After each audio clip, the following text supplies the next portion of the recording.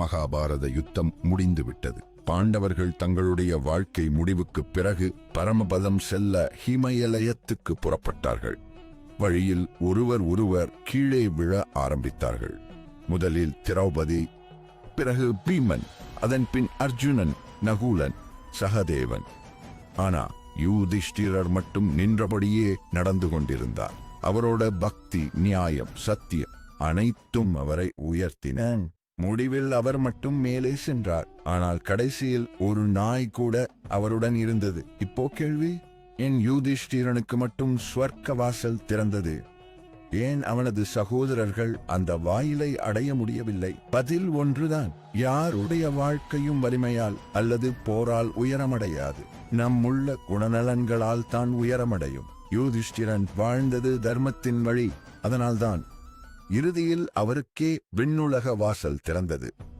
சக்தி தந்தை ஹிமேமனுக்கும் வீரம் தந்தை அர்ஜுனனுக்கும் கூட சுவர்க்க வாசல் திறக்கவில்லை. தர்மத்தை பிடித்தவனுக்கு மட்டும் தான் அந்த வாயில் காத்திருந்தது. இப்படி ஆழமான மகாபாரத கதைகள் தொடர பக்தி பயணம் சேனலுக்கு இப்போதே சப்ஸ்கிரைப் பண்ணுங்க.